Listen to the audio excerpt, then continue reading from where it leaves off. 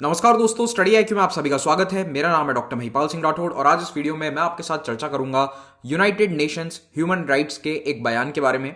यूएनएचआर ने भारत सरकार और भारत में प्रदर्शन कर रहे किसानों दोनों को यह हिदायत दी है कि वो अपने अपने स्तर पर संयम बरतें, रिस्ट्रेंट रखें। इसके क्या मायने हैं, ये यूएनएचआर कौन सी बॉडी है, ये कैसे काम करती है और इसने इस तरह के बयान क्या दूसरे देशों के लिए भी दिए हैं, इन्हीं सब बातों को हम डिस्कस करेंगे इस वीडियो में। अगर आप मुझसे सोशल मीडिया पर जुड़ना चाहते हैं तो ट्विटर, फेसबुक या इंस्टाग्राम पर महिपाल राठौड़ मेरा हैंडल है और इसी नाम से आपको मेरा टेलीग्राम चैनल भी मिलेगा जहां पर आप इस लेक्चर का पीडीएफ डाउनलोड कर सकते हैं। स्टडी आईक्यू स्मार्ट कोर्सेज लेकर आया है यूपीएससी आईएएस एग्जाम के लिए। इस कोर्स की मदद से आप घर बैठकर आईएएस एग्जाम की तैयारी कर सकते हैं। तो जल्द से जल्द विजिट कीजिए studiiq.com वेबसाइट या फिर हमारी ऐप डाउनलोड करके भी आप इस कोर्स की डिटेल्स को चेकआउट कर सकते हैं। तो यूनाइटेड नेशंस ह्यूमन राइट्स के ऑफिस ने कल ऑफिशियली एक स्टेटमेंट जारी किया और ये कहा कि हम भारत में सरकार और जो प्रदर्शन कर रहे हैं किसान दोनों से हम ये कहते हैं कि आप अपनी तरफ से मैक्सिमम रिस्ट्रेंट यानी कि संयम रखें in the ongoing farmer protest. Right to peaceful assembly and expression should be protected both offline and online. ये बात बहुत ही इंपॉर्टेंट है। इन्होंने ऑनलाइन की भी बात कही है, यानी कि पिछले 3-4 दिनों से जो ट्विटर पर चल रहा है कहीं ना कहीं उसकी तरफ ये संकेत है कि right to expression and peaceful assembly बचे रहना चाहिए और ये सभी ह्यूमन राइट्स का पार्ट है और इसीलिए यूएनएचआर यहां पर इस तरह के स्टेटमेंट जारी कर रहा है। तो ये स्टेटमेंट जारी किया गया by the office of the United Nations high commissioner for human rights और इसमें खास बात यह थी कि ना केवल सरकार की को ये संयम बरतने की बात कही गई है बल्कि किसानों को भी कहा गया कि आप भी मैक्सिमम रिस्ट्रेंट रखिए। इसके पीछे रीजन क्या है, 26 जनवरी को जो हुआ था मे बी उसके कारण ये किसानों को भी ये कहा जा रहा है, दोनों पार्टीज को बेसिकली कहा जा रहा है कि संयम रखा जाए। यूनाइटेड नेशंस के इस स्टेटमेंट के एक दिन पहले ही अमेरिकी सरकार ने भी इस तरह का एक स्टेटमेंट दिया था जहां पर भारत सरकार को यह रिक्वेस्ट करी गई थी कि आप किसानों के साथ बैठकर अपने डिस्कशंस कीजिए और ये प्रॉब्लम को सॉल्व कीजिए और पीसफुल प्रोटेस्ट किसी भी डेमोक्रेसी का एक हॉलमार्क है, उसकी एक निशानी है। ये बात यूनाइटेड स्टेट्स के स्टेटमेंट में भी कही गई थी। तो बेसिकली दुनिया में जो दो पावरफुल इंस्टीट्यूशंस हैं, एक तो यूनाइटेड स्टेट्स और दूसरा यूनाइटेड नेशंस। अब यूनाइटेड नेशंस कितना पावरफुल है अगेन वो एक डिबेटेबल टॉपिक है, लेकिन इन दोनों बड़े देश और एक संगठन ने भारत को ये कहा है कि भारत सरकार को ये कहा है कि डायलॉग के थ्रू ही आगे बढ़ा जाए। अब भारत में किसान पिछले 5 महीनों से 3 कृषि कानूनों के खिलाफ प्रदर्शन कर रहे हैं, लेकिन पिछले 2 महीने से ये किसान दिल्ली के वहां बैठकर प्रदर्शन कर रहे हैं, दिल्ली के बॉर्डर पर। 26 जनवरी को इन्हीं प्रदर्शनकारियों ने एक ट्रैक्टर रैली निकाली थी जिसमें काफी हंगामा हुआ था लाल किले पर और उसके बाद से सरकार ने इन प्रोटेस्टर्स पर अपना क्रैकडाउन बढ़ा दिया है। आपने न्यूज में देखा होगा कि कई जगह बॉर्डर्स पूरी तरह से सील किए जा रहे हैं, उस साइट को प्रोटेस्टर्स जहां बैठे हैं वहां पर एक्सेस रोका जा रहा है, कीलें लगा दी गई है सड़क में। तो ये क्रैकडाउन गवर्नमेंट का पिछले 10 दिनों में काफी बढ़ गया है और इसी के कारण इंटरनेशनल न्यूज में भी ये काफी हंगामा हुआ है या फिर ये हंगामा सारा वहां पर चर्चा में रहा। इंटरनेट भी रोक दिया गया, ब्लॉक कर दिया गया दिल्ली के बॉर्डर्स पर 2 दिनों के लिए। लेकिन इस सब के बावजूद किसानों को सपोर्ट मिलता जा रहा है। देश के कई हिस्सों में, खास करके उत्तर प्रदेश, हरियाणा जैसे एरियाज में रैलीज हो रही हैं किसानों के सपोर्ट में। ह्यूमन राइट्स वॉच, जो कि न्यूयॉर्क बेस्ड एक एनजीओ है, उसने भी भारत सरकार की आलोचना करी थी। इस तरह से कई इंटरनेशनल ह्यूमन राइट्स एनजीओज ने सरकार की आलोचना करी है पिछले दिनों में। लेकिन हमारे लिए इंपॉर्टेंट क्या है कि यूनाइटेड नेशंस ऑफिशियली इस तरह का स्टेटमेंट जारी कर रहा है। ठीक है, स्टेटमेंट जारी कर दिया, भारत सरकार भी शायद इसके लिए कुछ अपना एक्नॉलेजमेंट या कुछ क्लैरिफिकेशन दे सकती है, मे बी ना भी दे, लेकिन हमारे लिए एग्जाम पॉइंट ऑफ व्यू से इंपॉर्टेंट है कि ये यूनाइटेड नेशंस की ह्यूमन राइट्स बॉडी किस तरह से काम करती है, इसका क्या संगठन है, office of the high commissioner of human rights क्या है, यूनाइटेड नेशंस ह्यूमन राइट्स क्या है, ह्यूमन राइट्स काउंसिल क्या है। तो ये सब बातें अब आपको मैं बताने वाला हूं। तो देखो, यूनाइटेड नेशंस ह्यूमन राइट्स जो है ये संगठन चलाया जाता है बेसिकली इसके द्वारा, office of the high commissioner के द्वारा। Office of the United Nations high commissioner for human rights United Nations के सेक्रेटरिएट का एक डिपार्टमेंट है, उसी का एक अंग है। तो इस डिपार्टमेंट का काम क्या होता है? दुनिया में मानवाधिकारों की रक्षा करना।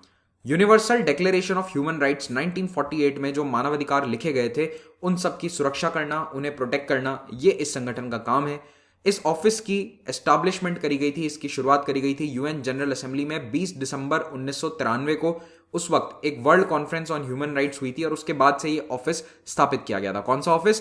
United Nations high commissioner for human rights. Okay, ये वाला ऑफिस है।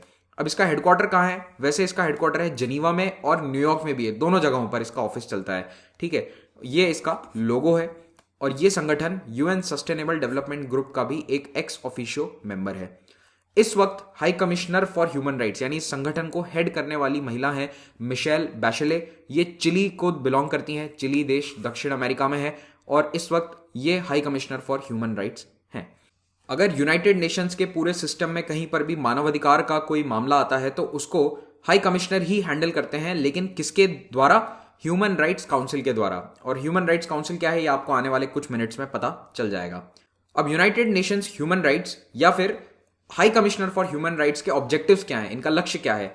तो इनके लक्ष्य आप यहां पर पढ़ सकते हैं। Promote universal enjoyment of all human rights, दुनिया भर में मानवाधिकारों को बढ़ावा दिया जाए कि सभी लोग उसको अपने मानवाधिकारों को एंजॉय कर सकें। इसके बारे में अवेयरनेस फैलाना, इंटरनेशनल नेशनल लेवल पर उसके बारे में काम करना। और एक और इंपॉर्टेंट पॉइंट जो अभी के लिए रेलेवेंट है, promote international cooperation for human rights, कि विभिन्न देशों में आपस में तालमेल हो। तो इसीलिए ये हर देश पर कमेंट भी करते हैं और दूसरे देशों को भी कहते हैं कि आप भी मानवाधिकारों का जहां हनन हो रहा है वहां पर उसे रुकवाने की कोशिश कीजिए, कोऑपरेशन आपस में बनाए रखिए। तो ये उस तरह से भी आप देख सकते हैं कि ये जो स्टेटमेंट जारी किया है इन्होंने भारत के प्रोटेस्ट पर, ये इसी के तहत इन्होंने किया है। To stimulate and coordinate action for human rights throughout the United Nations system, और promote universal ratification and implementation of international standards, assist in development of new norms, support human rights organs and treaty monitoring bodies, respond to serious violations of human rights। तो ये भी एक मामला है कि अगर कहीं मानवाधिकारों का हनन हो रहा है तो उनको उसके प्रति रिस्पॉन्स देना जरूरी है, ये उनके ऑब्जेक्टिव्स का पार्ट है। Undertake preventive human rights actions, promote establishment of human rights infrastructure, यानी कि हर राष्ट्र में नेशनल लेवल पर ह्यूमन राइट्स के लिए कोई संगठन बने, इसके लिए भी वो काम करते हैं। Undertake human rights field activities and operation, education, information advisory जारी करना, टेक्निकल असिस्टेंस देना देशों को जहां पर ह्यूमन राइट्स के लिए उनको असिस्टेंस की आवश्यकता है।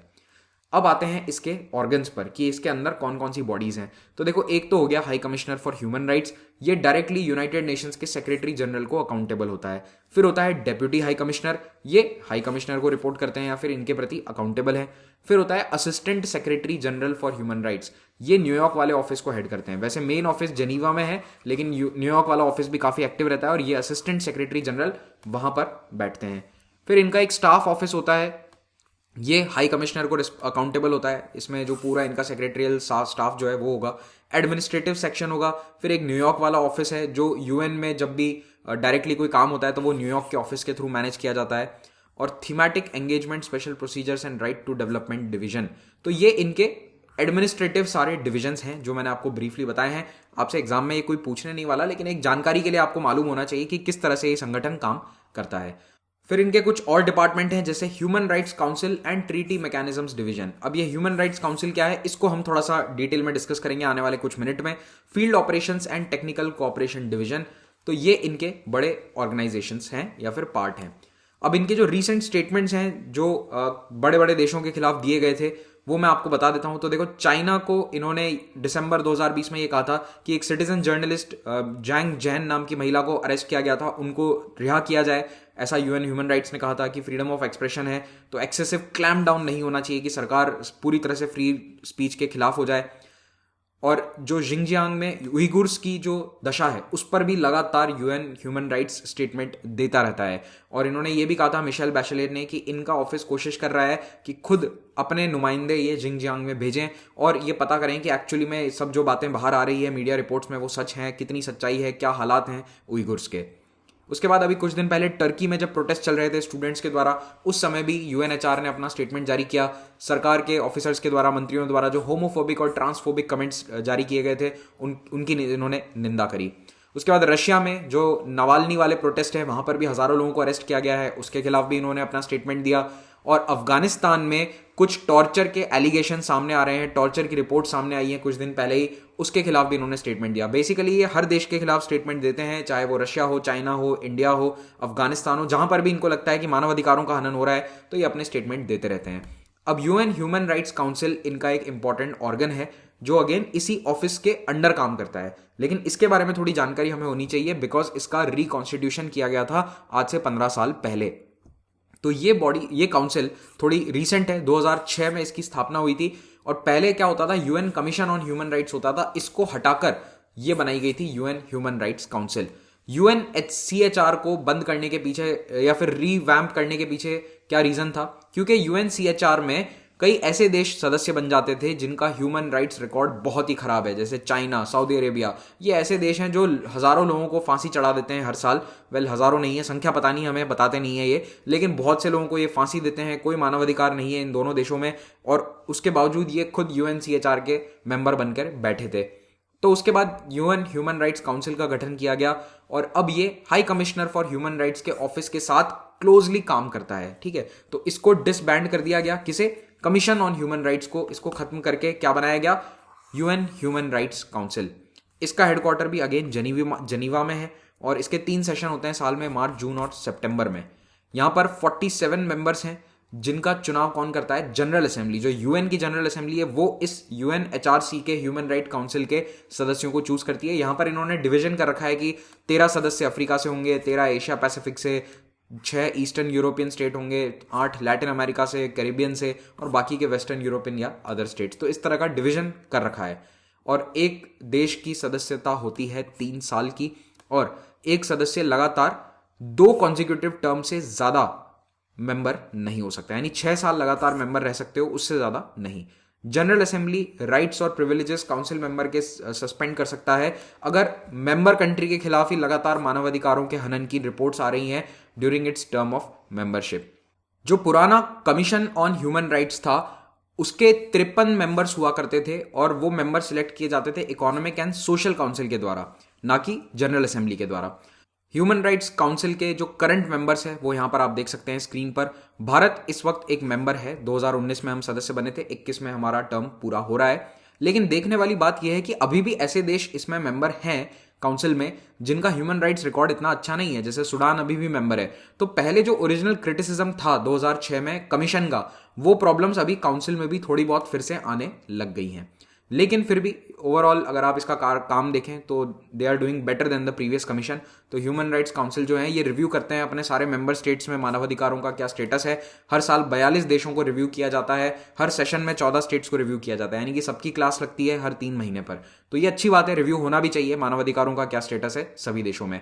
और इसी तरह के रिव्यू में इन्होंने 2018 में म्यांमार के 6 जनरल्स के खिलाफ एक मैसेज जारी किया था, या एक स्टेटमेंट दिया था कि इन्होंने रोहिंग्या मुसलमानों के खिलाफ जेनोसाइड करवाया था और इनको प्रोसिक्यूट किया जाए, इनके खिलाफ कार्रवाई करी जाए। तो ये यूनाइटेड ह्यूमन राइट्स काउंसिल ने 2018 में बात कही थी, और आप जानते ही हैं उसको लेकर एक केस भी चल रहा है जिसके बारे में मैंने वीडियो भी बनाया था, आप उसको चाहें तो सर्च कर सकते हैं। Thank you very much for watching this, have a great day.